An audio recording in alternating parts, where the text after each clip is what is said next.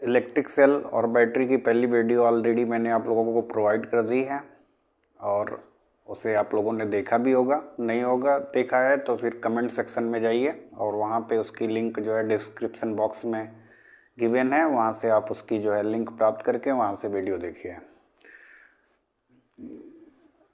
काफ़ी टाइम से लगातार मैं आप लोगों तक वीडियो डेली प्रोवाइड कर रहा हूँ और उस पर आप लोगों का रिस्पांस भी अच्छा ही रहता है।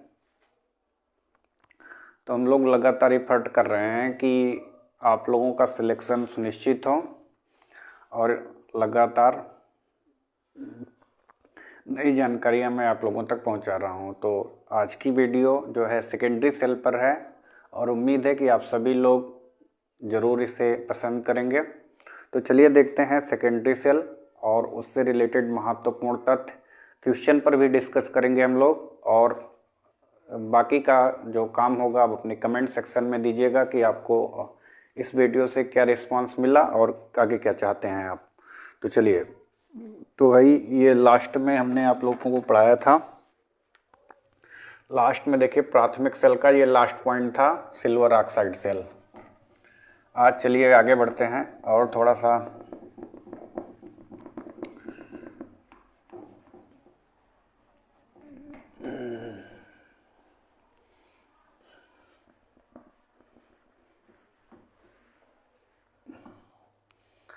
सेकेंडरी सेल पर पहुंचते हैं। लगातार परिश्रम करते रहिए दोस्तों, सक्सेस जरूर मिलेगी, गारंटी है आपको सक्सेस श्योर मिलेगी, बस लगातार परिश्रम करते रहिए। तो आज हम लोग लर्न करेंगे द्वितीयक सेल के बारे में।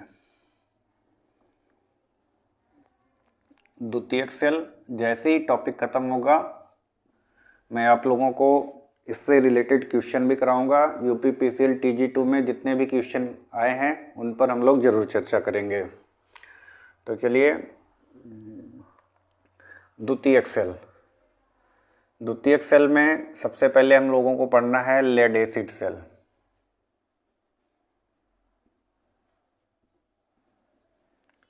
Lead acid cell, okay. सबसे पहले हम लोगों को कौन सा सेल पढ़ना है? Lead acid cell. इसके बारे में हम लोग डिस्कस करेंगे, ओके। तो चलिए लेड एसिड सेल के बारे में पढ़ते हैं। नाम जैसे इसका है लेड और एसिड, एसिड है इसमें H2SO4। तो प्लेटें जो होती हैं इस सेल की, प्लेटें वो लेड की जाली से बनी होती हैं, ओके। तो लेड एसिड सेल में जो प्लेटें बनी होती हैं वो किससे बनी होती हैं? लेड की जाली से बनी होती हैं। ये क्या है बच्चों? लेड की जाली है, ओके। अब इन प्लेटों में हम क्या करेंगे? सक्रिय एक्टिव पदार्थ फिल करेंगे। तो ये हो गया आपका लेड की जाली और इन प्लेटों के बीच जो सक्रिय पदार्थ है भरा जाएगा, एक्टिव मटेरियल यहाँ पे फिल किया जाएगा। वो एक्टिव मटेरियल है आपका Pb3O4, जिसका नाम है Pb3O4 की लुगदी हम क्या करेंगे? इसमें चिपका देंगे, ठीक। सारे पूरे जाली पे Pb3O4 की लुगदी चिपका देंगे। Pb3O4 को कहते हैं ट्राइप्लम्बिक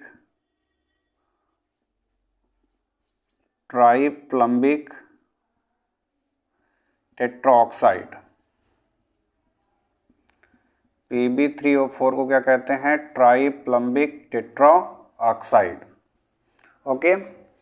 तो लेड एसिड सेल बनाने के लिए हमने देखा जो प्लेटें हैं वो लेड की जाली से हैं और इसमें सक्रिय पदार्थ की लुगदी यानी Pb3O4 की लुगदी लगा दी जाती है, ओके। तो इस प्रकार से प्लेटें बनकर तैयार हो जाती हैं और कई प्लेटों का समूह बना लेते हैं, प्लेटों का समूह बना लेते हैं, ठीक। प्लेटों का क्या बना लेते हैं? समूह। और इन समूहों को हम जोड़ देते हैं तो हमारा लेड एसिड सेल क्या हो जाता है, बनकर तैयार हो जाता है। अब इसमें जो प्लेटों की संख्या होती है, लेड एसिड सेल में प्लेटों की संख्या जो होती है, प्लेटों की संख्या विषम होती है। प्लेटों की संख्या क्या होती है, विषम। और देखिए जैसे कि 13, 15 प्लेट, 17 प्लेट, 19 प्लेट, 21 प्लेट आदि। तो इसमें आपको मालूम है 13, तो 13 में 7 ऋण प्लेटें होंगी और 6 धन प्लेटें होंगी। 15 में 8 ऋण प्लेटें होंगी और 6 धन प्लेटें होंगी, सॉरी 7,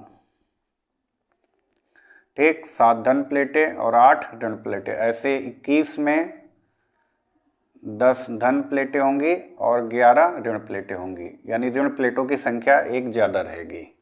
ओके, तो लेड एसिड सेल में ऐसे प्लेटों का समूह बना देते हैं और जो प्लेटों की संख्या होती है वो विषम रखी जाती है, जैसे कि 13 plate, 15 plate, 17 plate, 19 plate, 21 plate आदि। और जब हम प्लेटों को जोड़ते हैं तो उसमें आपको याद रखना है कि धन प्लेट की संख्या ऋण प्लेट की संख्या से एक कम होती है। ओके, अब जो इसका बॉडी या आप कवर कह सकते हैं, इसकी जो बॉडी या कवर है वो किससे बना होता है लेड एसिड सेल में? तो इसका बॉडी या कवर जो होता है वो बना होता है बैकेलाइट से बना होता है, बैकेलाइट से बना होता है या कठोर प्लास्टिक से बना होता है, कठोर प्लास्टिक से बना होता है या कठोर रबड़ से बना होता है। तो इसका भैया जो इसका ढांचा है वो किसका बना होता है, बैकेलाइट, कठोर प्लास्टिक या कठोर रबड़ का बना होता है, ठीक है। और इसकी तली में रेस्ट बने रहते हैं।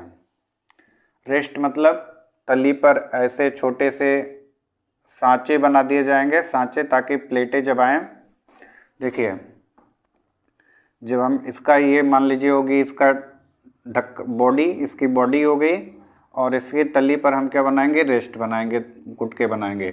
जब प्लेट को डालेंगे तो प्लेट पूर्णतः नीचे न जाए, थोड़ा सा ऊपर रहे, एकदम तली से थोड़ा ऊपर रहे। तो तली से थोड़ा ऊपर बनाने के लिए इसमें रेस्ट बने रहते हैं, ठीक, जिन्हें उभार आप कह सकते हैं कि उभार बने रहते हैं, ठीक। अब भैया ठीक, अब ये उभार इसलिए रहते हैं ताकि प्लेटें एक दूसरे को शॉर्ट सर्किट ना करें, ठीक, उनका तली में कांटेक्ट ना हो इम्प्योरिटी से और एक दूसरे को शॉर्ट सर्किट ना करें, ठीक। चलिए, अब जो है जब आप प्लेटों का निर्माण कर देंगे, धन प्लेटों ऋण प्लेटों का समूह बना देंगे, प्लेटों की संख्या को विषम रखते हुए उनको इस बॉडी या कवर में प्लेटों को डाल देंगे और प्लेटों को डालने के बाद उनके सिरे निकाल लेंगे, ठीक। तो प्लेटों के सिरे निकाल लेंगे तो आपको 2 टर्मिनल इसमें मिल जाएंगे, 2 टर्मिनल मिल जाएंगे, एक धन टर्मिनल होगा और दूसरा ऋण टर्मिनल होगा, ठीक। कितने टर्मिनल होंगे, 2 टर्मिनल मिल जाएंगे, एक धन टर्मिनल और दूसरा ऋण टर्मिनल होगा। अब चलिए देखते हैं कि लेड एसिड सेल जो होता है उसमें 3 प्रकार की क्रियाएं होती हैं। एक पहली क्रिया है फार्मिंग।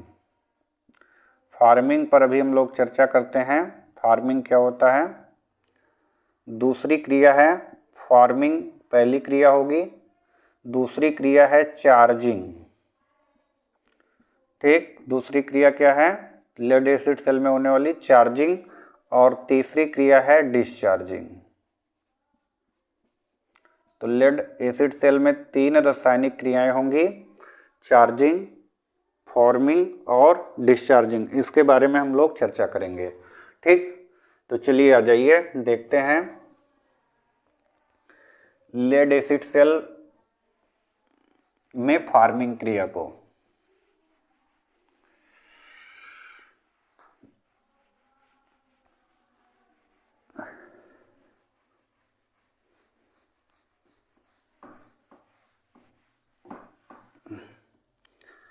आइए फार्मिंग को समझते हैं।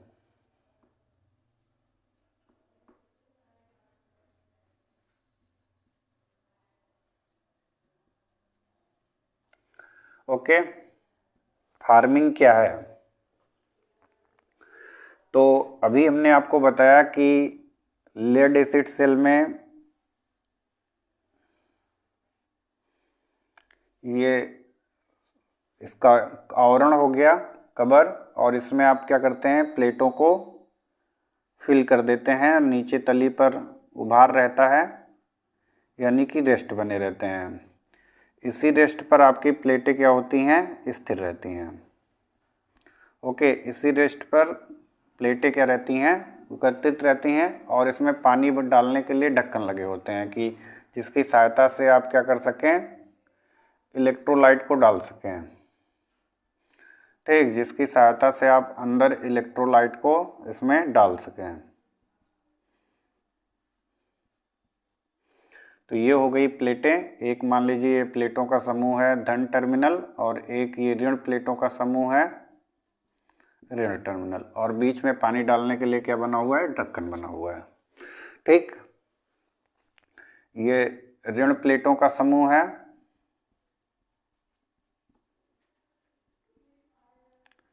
ऋण प्लेटों का समूह, और ये है धन प्लेटों का समूह।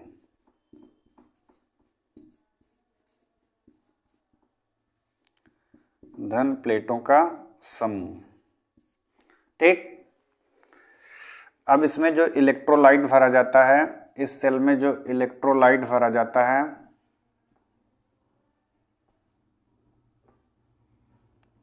जिसे आप विद्युत अपघट्य कहते हैं,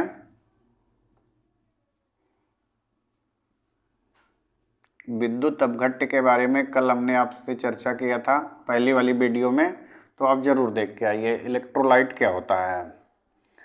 तो इलेक्ट्रोलाइट इसमें यूज किया जाता है तनु H2SO4 का विलयन, तनु H2SO4 यानी सल्फ्यूरिक एसिड का विलयन डाइल्यूट कंडीशन में, जिसे आप तेजाब भी कहते हैं। तो सल्फ्यूरिक एसिड को ही क्या कहा जाता है, तेजाब भी कहा जाता है। ठीक, और जब इलेक्ट्रोलाइट बनाते हैं, इलेक्ट्रोलाइट बनाने के लिए हमको क्या करना होता है, इलेक्ट्रोलाइट बनाने के लिए हम क्या करेंगे, अम्ल यानी H2SO4 और पानी का मिश्रण करेंगे। इसको डाइल्यूट करने के लिए हम किसका उपयोग करेंगे, अम्ल और पानी का मिश्रण, और ये H2SO4 यानी तेजाब और पानी का जो अनुपात होगा, ये अनुपात होगा 1:3।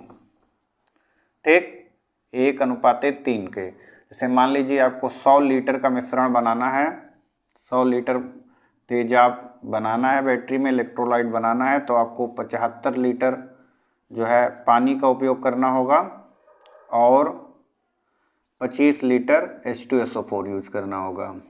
ओके, तो इस प्रकार से आपका एक अनुपात आ जाएगा 25 लीटर H2SO4 और भैया 75 लीटर पानी। तो इस प्रकार से 1:3 का अनुपात आ जाएगा। ठीक, 3:1, यानी पानी 3 भाग होगा और अम्ल 1 भाग होगा। और जब इसको बनाएंगे तो पानी में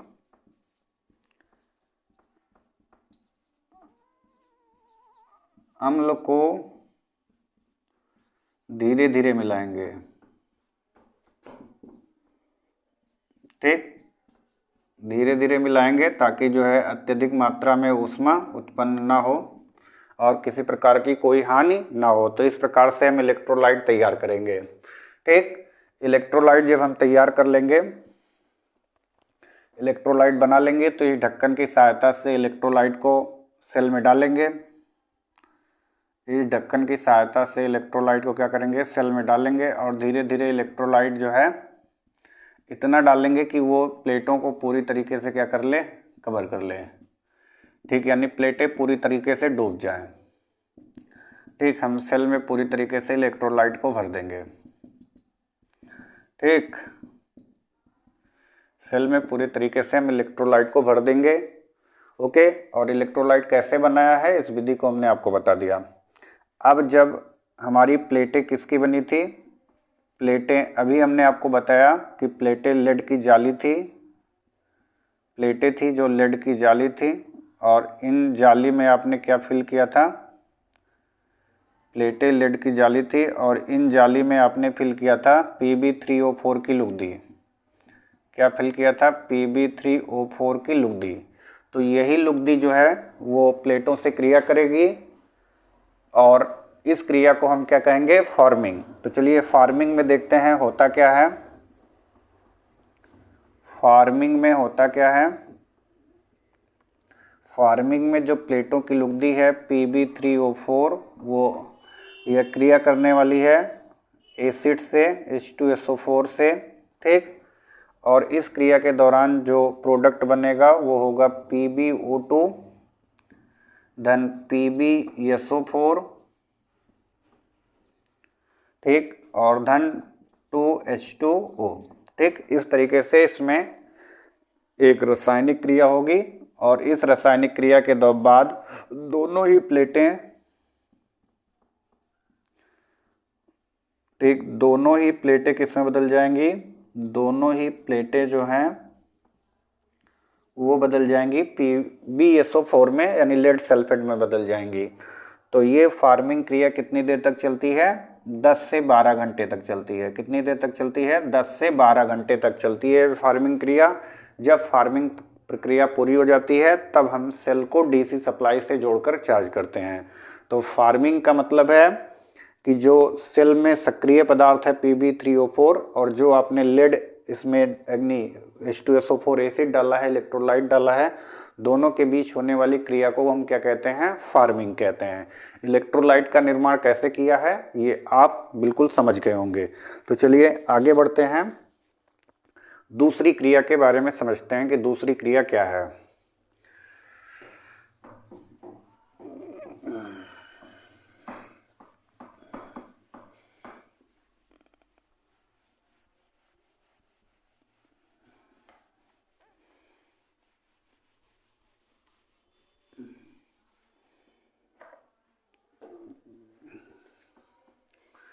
ओके, अब दूसरी क्रिया है चार्जिंग। चार्जिंग, चार्जिंग को हिंदी में कहते हैं आवेशन। और चार्जिंग के लिए जो धारा यूज की जाती है वो होती है डीसी धारा। तो किसी भी बैटरी को चार्ज करने के लिए आपको डीसी धारा का उपयोग करना पड़ता है।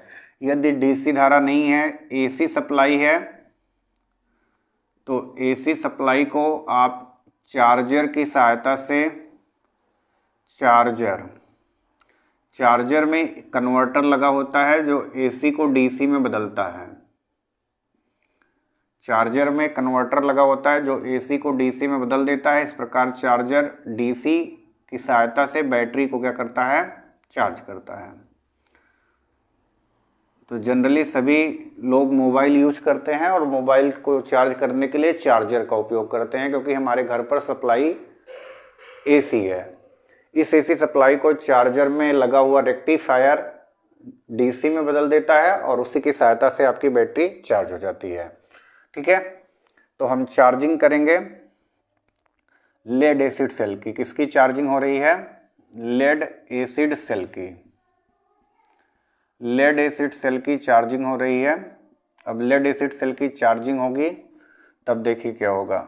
एनोड पर कौन रिएक्शन होगा, एनोड पर जो रिएक्शन होगा, ठीक, वहां पर जो PbSO4 है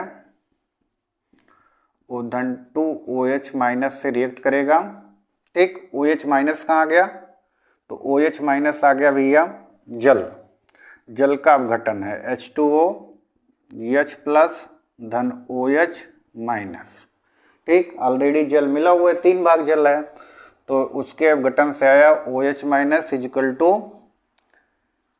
PbO2 और प्लस H2SO4, ठीक, राइट।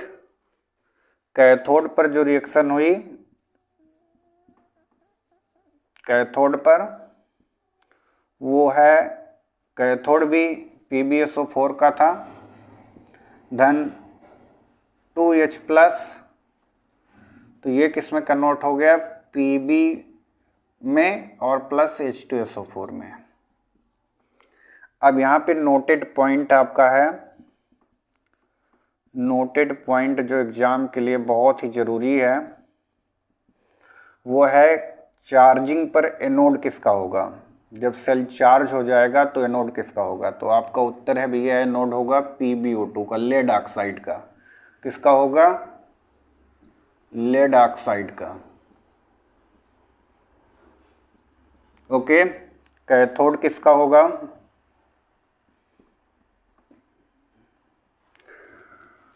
कैथोड होगा Pb का, शुद्ध लेड का होगा भैया, शुद्ध या स्पंजी लेड आ सकता है, शुद्ध लेड का कैथोड हो जाएगा भैया, शुद्ध लेड का। EMF कितना हो जाएगा सेल का चार्ज होने पर, तो 2.2 वोल्ट प्रति सेल हो जाएगा। आपेक्षिक घनत्व तो कितना होगा,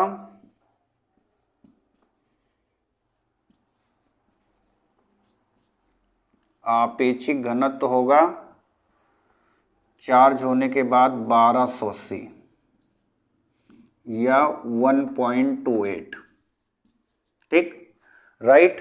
तो भैया लेड एसिड सेल में ये डाटा आपको नोट करना है चार्जिंग के दौरान। ओके बाबू, अगर ये याद रहेगा तो बिल्कुल क्लियर मैटर है, याद रखिएगा इसको। अब चलिए, सेल चार्ज हो गया है, उसका EMF बढ़ के 2.2 वोल्ट हो गया है और आपेक्षिक घनत्व भी बढ़ गया है। कैसे हम कंफर्म करेंगे, ये आगे हम लोग डिस्कस करेंगे कि सेल कैसे पता करेंगे चार्ज है कि डिस्चार्ज है। चलिए आगे बढ़ते हैं। बिल्कुल कंटेंट आप लोग नोट कर लीजिएगा, वीडियो को रोक रोक के नोट करिए और बढ़िया सा नोट बनाइए, फिर देखिए आपके लिए कितना मददगार साबित होता है हमारा ये लेक्चर।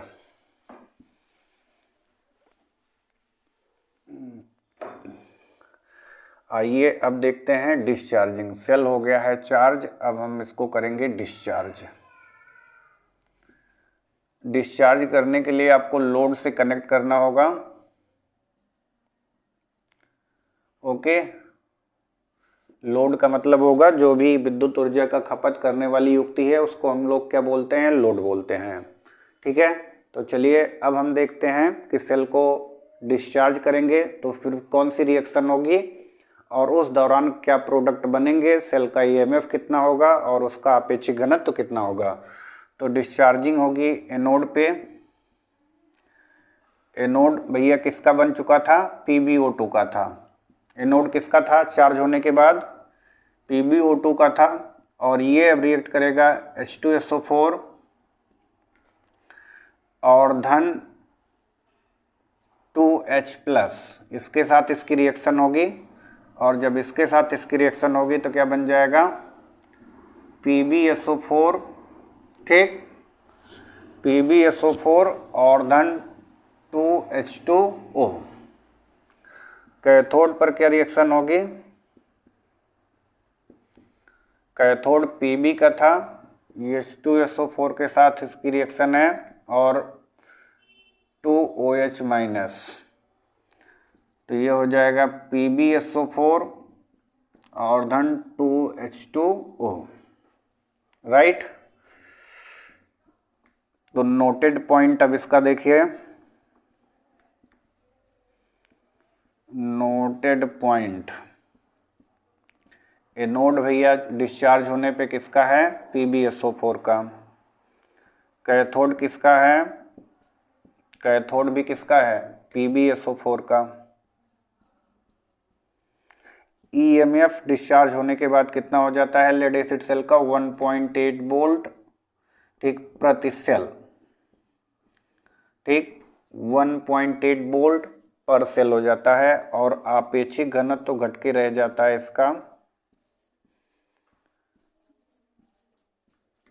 आपेक्षिक घनत्व तो घट के रह जाता है 1150 या 1.15।